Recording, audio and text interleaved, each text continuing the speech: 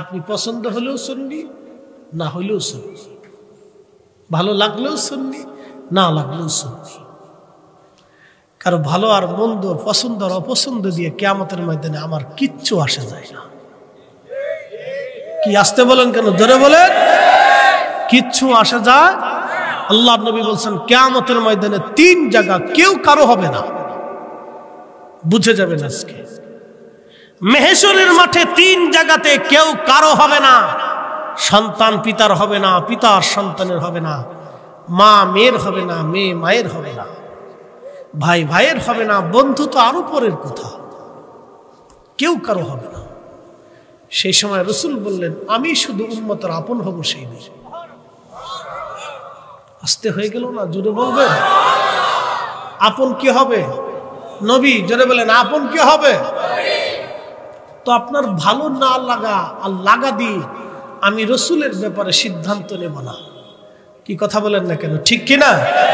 আপনি কোনটা অপছন্দ করেন সেটা দিয়ে আমি রাসূলের তাজিম তাকরিমের ব্যাপারে সিদ্ধান্ত নিতে পারবো না।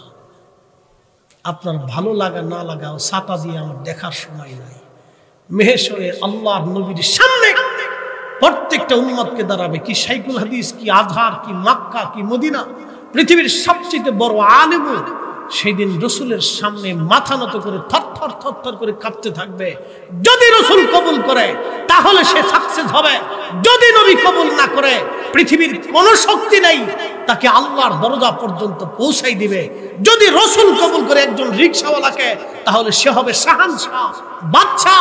আর যদি রাসূল কবুল না করে তাহলে সেই দিন দুনিয়ার বাদশারা হবে সেই দিন অপমানিত, অপদস্থ এবং লাঞ্ছিত, বঞ্চিত।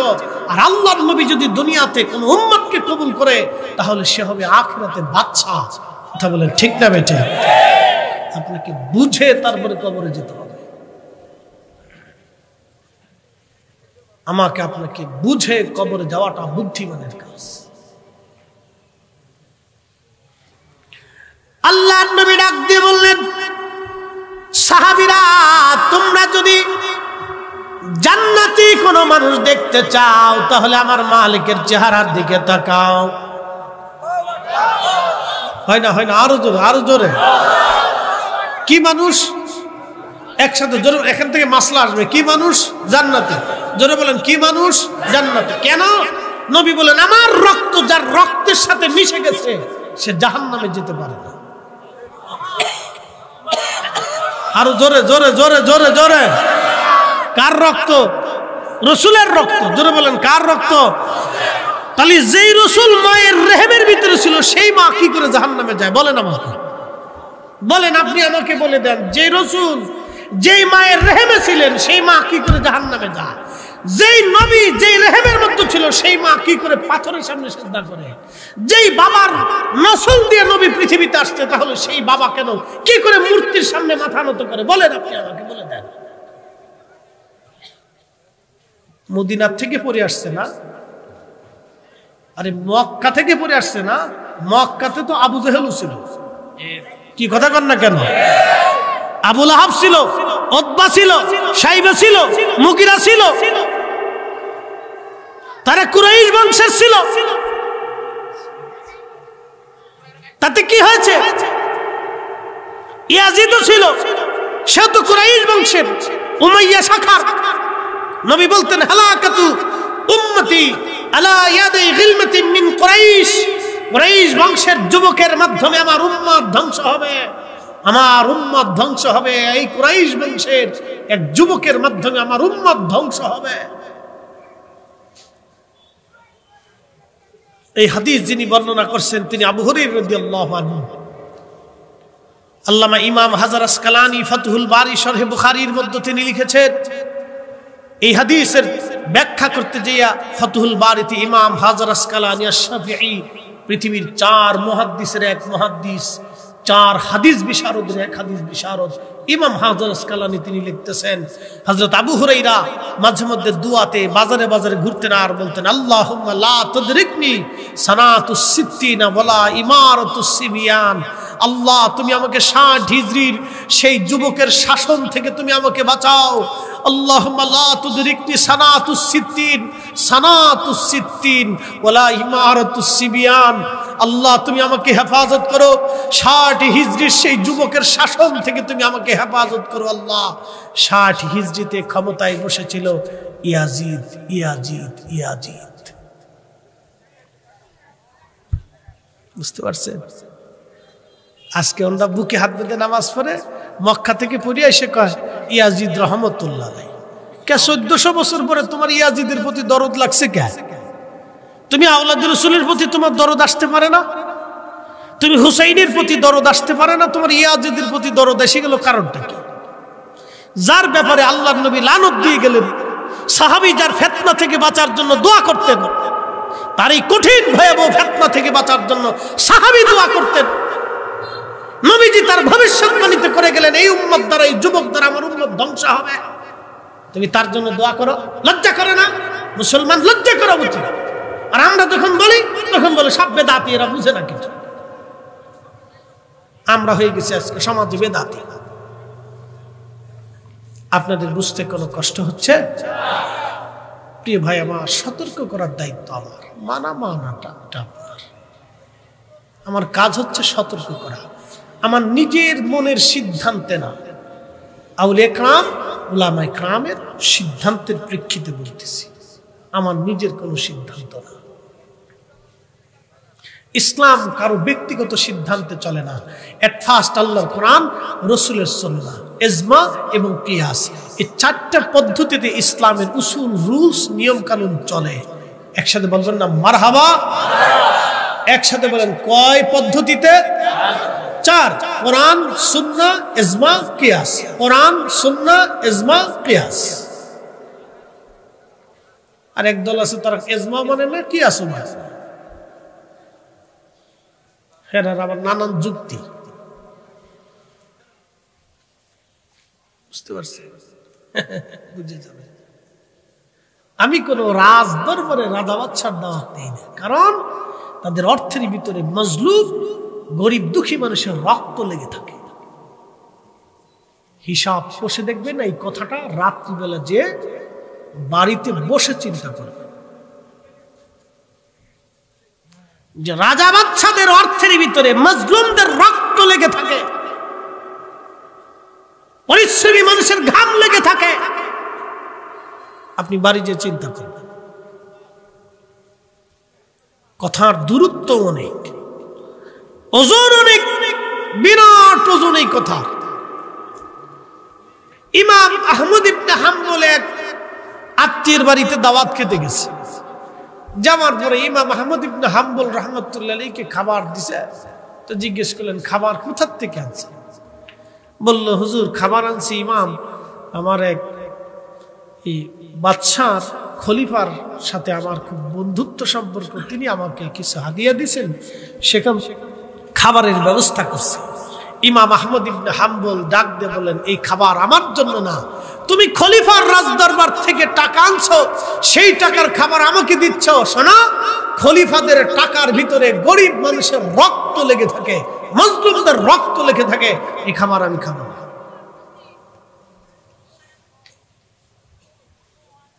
এই জন্য আল্লাহর নবী ওনার সাথে 80 বার স্বপ্নে দেখা করে গেছে। না না, একসাথে বলেন আল্লাহু আকবার। নবী আসেনি? আসতে হয়ে গেল না? জোরে বলেন, আসেনি রাসূল? যদি না থাকে তো ইমাম আহমদের সাথে 80 বার কেমনে দেখা করে, ইমাম মালিকের সাথে 100 বার কেমনে দেখা করে, শাহ সুফি ফতে আলী রাসূলের নামা রাসূল করিমের কদম মুবারকে আরজি জানাইলি নবী দেখা দিতে আসতেন। কিভাবে আসতেন? নবী আসে বিদায় আসে। কথা কোন ঠিক কি না? তো আমি দেখি না, সেটা আমার চোখের দোষ, আমার ইমানের দোষ, আমার বিশ্বাসে এগিয়ে না আমি পারি নাই। ভাই, মোবাইলে কথা বলা যায় কিনা? কথা বলেন, কথা বলা যায়? যদি সিম না থাকে যাবে না, কারণ নেটওয়ার্ক আসবে না। তো সিম আসলো, সিম থাকলে নেটওয়ার্ক থাকবে, সিম নাই কথা নেই। তো আমাদের সিম হচ্ছে কাল। এটার ভিতরে যত জং পড়ে, ময়লা জমে, আবর্জনা জমে, পাপ জমে, তখন এটা দিয়ে আর কিছু হয় না। আল্লাহর সাথেও কথা বলা যায় না, আল্লাহ রসুলের সাথেও কথা বলা যায় না। এই জন্য আমাদের কাল্প নষ্ট করে ফেলছে। কথা ঠিক কিনা? এই জন্য আউলিয়া একরাম কালকে জিন্দা করতেন, সিম জিন্দা করতেন, এটা এটা এটা। এই জন্য মোরাকাবায় বলে দিতেন ও ওখানে আসছে, মোরাকাবায় বলে আল্লাহর সাথে কথা বলতেন, আল্লাহর পক্ষ থেকে মেসেজ আসতো, মেসেজ কালবে মেসেজ আসতো। মাল্লভপুরবাসী মনোযোগ দিবেন, খাজা মাহমুদ বাহদামানি নকশবন্দি ফিরিয়ে দিলেন বৈরাম বেগকে। বৈরাম চলে গেলেন বাদশা হুমায়ুনের রাজ দরবারে। বাদশাকে বলেন, বাদশা হুজুর দাওয়াত কবুল করে নাই, তিনি কোন রাজা বাদশার দরবারে দাওয়াত নেন না। বাদশা বলেন, হুজুরকে তো আনতেই হবে, না হলে আমার দরবারে দোয়া করবে কে? হুজুরের দোয়ার বড় দরকার, ইনি এত বড় বুজুর্গ, ওনার দয়া দোয়ার বড় প্রয়োজন। কি করলে হুজুরকে আনা যায় বলো? বলে, আমি যাই হুজুরকে জিজ্ঞাসা করি কি করলে হুজুর আসবে। তো হুজুর গেলেন, বৈরাম আবার গেলেন হুজুরের খেদমতে। হুজুর, বাদশার দোয়ার বড় প্রয়োজন, তিনি বিনয়ের সাথে আপনাকে বলেছেন কি করলে আপনি বাদশার দরবারে দোয়া করতে যাবেন। তখন মাহমুদ বাহদামানি নকশবন্দি বললেন, যায়া বলেন বাদশা যদি রাজ দরবারে মিলাদ শরীফের ইন্তজাম করে, তাহলে আমি শুধু রসুলের ইজ্জতের সম্মানের জন্য মিলাদ শরীফ পড়তে দোয়া করতে যাব, অন্যথায় বাদশার জন্য যাব না। জোরে জোরে জোরে জোরে জোরে আরো জোরে বলেন আল্লাহু আকবার। বুঝতে পারতেছেন, এত বড় ওলিরা মিলাদ শরীফকে প্রাধান্য দিতেন, মোহাম্মত করতেন, কারণ এখানে রসুলের দুরুদ আছে, সালাম আছে, নাত আছে, দোয়া আছে, জিকির আছে। কথা বলেন ঠিক কিনা? প্রাধান্য দিতেন। আপনার কাছে খারাপ লাগতে পারে, ওটা দিয়ে আমাদের চলে না, ওটা দিয়ে আমরা চলি না, ওটা দিয়ে আমাদের চলে না। আপনার কাছে খারাপ লাগলে লাগতে পারে, সবই যে ভালো লাগবে তা তো কোনো কথা নয়। বহু মানুষ নামাজ পড়ে না, তাতে কি নামাজ দেশে বন্ধ হয়ে গেছে? বহু মানুষ রোজা রাখে না, তা কি রোজা বন্ধ হয়ে গেছে? বহু মানুষ আল্লাহকে আল্লাহ বলে মানে না, সেজন্য কি আজান বন্ধ হয়েছে? তো বহু মানুষ নবীর মিলাদ দুরুদ সালাম মানবে না, তাতে আমরা বন্ধ করতে পারবো না। তো কথা বলেন ঠিক কি না? এটা চলবে ইনশাআল্লাহ, আল্লাহ কবুল করুক বলে না। বলে হুজুর কেন চালাবেন? বলে দিয়েছে এই জন্যই চালাম, কারণ জমিন কার? একসাথে বলেন, জমিন কার? আসমান কার? এখানে আইন চলে কার? সূর্য কার আইন মানে? জমিন কার আইন মানে? এই বাতাস কার আইন মানে? এই যে শীত আসতেছে, এই আবহাওয়া শীত কার আইন মানে? কুত্তা বিলি ছাগল সব পশু পাখিরা কার আইন মানে? সব সৃষ্টি আল্লাহর আইন মানে। আল্লাহ নিজে কোরআনে বলছেন, সাল্লু সাল্লু, তোমরাও দুরূদ চালাইতে থাকো, সাল্লু আলাইহি ওয়া সাল্লিমু তাসলিমা, তোমরাও আমার রাসূলের শানে দুরূদ চালাইতে থাকো। এই জন্য আল্লাহর আইনে আমরাও দুরূদ চালাইতেই থাকবো। এই জন্য ঘরে ঘরে নবীর দুরূদ মিলাদ চালু করার দরকার। কথা কোন ঠিক কিনা? কার আইনে? একসাথে বলেন, কার আইনে? আল্লাহর আইনে চালানোর দরকার। বাস এক কথাই শেষ। আমরা কারো আইনে চালানোর দরকার নেই, তো আল্লাহ চালাইতে বলছেন, এই জন্য চালাইতেই থাকি। কথা কি বুঝাইতে পারছি আপনাদেরকে? আল্লাহ কবুল করুক বলে না। এবার দুরুদের একটা ফজিলতের কথা বলে শেষের দিকে চলে যাব। বিশ্ববিখ্যাত ওলি হযরতে মুহাম্মদ ইবনে সুলাইমান জাসুলি, তিনি ইন্তেকাল করলেন। 70 বছর পরে ওনার কবর ভেঙে গেল, অথবা ওনার দেশের বাদশা কবর সরানোর জন্য 70 বছর পরে, অ্যাটেনশন মনোযোগ দেন, কত বছর? 70 বছর পরে ওনার কবর স্থানান্তর করার জন্য বাদশা ব্যবস্থা করলেন। কবর থেকে মাটি সরানোর পরে দেখলেন 70 বছর আগে একজন মানুষকে যেইভাবে কবরে রাখা হয়েছে, 70 বছর পরে ওইভাবেই কবরের মধ্যেই আছে। হয় না? হয় না? এখান থেকে অনেক কিছু শিখাইতেছি। একসাথে বলেন আল্লাহু আকবার। বলেন আল্লাহ আছে, আল্লাহ আছে, নবী আছে, কবরের জিন্দেগি আছে। এই বুঝে যান, কবরের জিন্দেগি আছে। কত বছর? 70 বছর কবরের ভিতরে একই রকম, একটা চুল পড়ে নাই, দাড়ি পড়ে নাই, মোছ পড়ে নাই, চুল পাকে নাই, ত্বক নষ্ট হয় নাই, ঠোঁট পচে যায় নাই, চোখ নষ্ট হয় নাই, বুরু নষ্ট হয় নাই, চোখের পাতা নষ্ট হয় নাই, এমনকি শরীরে ত্বকে দাগ পড়ে নাই, কাফনের কাপড় পর্যন্ত ময়লা হয় নাই। কারণ কি? 70 বছর পর্যন্ত একই রকম কবরের ভিতরে ব্লাড সার্কুলেশন তখনও চলতেছে, রক্ত সঞ্চালন চলতেছে, শরীর তখনও গরম। মানুষ মারা গেলে শরীর ঠান্ডা হয় বলে, কারণ কি? রক্ত চলাচল বন্ধ হয়ে যায়, রক্ত ঠান্ডা হয়ে যায়, শরীর ঠান্ডা হয়ে যায়। তো 70 বছর পর্যন্ত কবরের ভিতরে ওনার রক্ত সঞ্চালন তখনও আছে। তিনি আশির রাসূল মুহাম্মদ ইবনে সুলাইমান জাজুলি আজ থেকে 800 বছর আগে মরক্কে কালেমার দাওয়াত যখন দিলেন, তখন শাহজালাল ইয়ামানি মুজাররিদি বাংলায় কালেমার দাওয়াত দিচ্ছিলেন। সুবহানাল্লাহ। দুইজন দুই প্রান্তে।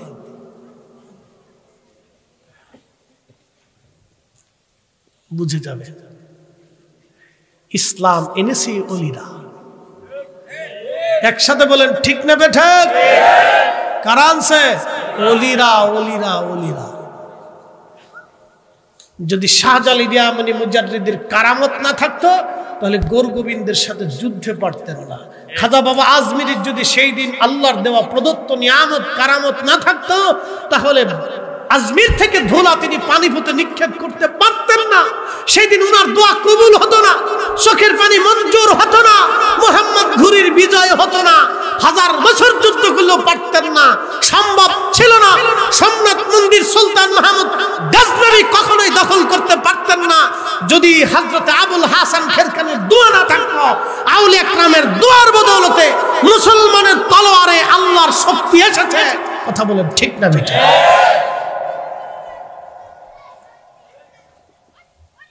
আজকে ভাইরা আউলিয়া একরামের অবদানকে খুব তুচ্ছ মনে করে, ভাবে যে আমরাই অনেক কিছু করে ফেলছি, কিচ্ছু পারেন নাই। এদেশের 18 কোটি মুসলমান যাহা পারে নাই শাহজালাল ইয়ামানি মুজাররিদি একা তা পারছে। ভারত উপমহাদেশের 80 কোটি মুসলমান যাহা পারে নাই খাজা বাবা আজমিরি একা তাই পেরেছে। আপনাদেরকে বুঝতে হবে, কারণ আমরা ওয়াজ করি, আমাদের কথা আপনাদের কান পর্যন্ত যায়, দিল পর্যন্ত যায় না। যদি আমাদের ওয়াজ দিল পর্যন্ত যাইতো, এদেশে সুদখোর, ঘুষখোর, দুর্নীতিখোর, জমিখোর, খেকোখোর, জেনাখোর, আজারেখোর, বাজারেখোর, বাজারখোর, তারপরে আপনার চান্দাখোর, চোরখোর, ডাকাতখোর কিচ্ছু থাকতো না। এত ওয়াজ সব ফেরেশতা হয়ে যেত। আমাদের ওয়াজ কাল পর্যন্ত যায় না। খাজা বাবা আজমির কি ওয়াজ করছিলেন যে কাল পর্যন্ত শুধু পৌঁছাই নাই, বাপরে বাপ 90 লক্ষ মানুষ সেদিন কালেমা পড়ে মুসলমান হয়ে ওলি হয়ে গেল। একসাথে বলবেন আল্লাহু আকবার। খালি সাধারণ মুসলমান হয় না, ওলি হয়ে গেছে। শুধু ওলি হয় নাই, ভারতের রন্দে রন্দে কালেমার দাওয়াত পৌঁছেছে। তাই কি কথা বলেন ঠিক কিনা? আপনাকে বুঝতে হবে তাদের ওয়াজের ধরনটা কত মারাত্মক ছিল।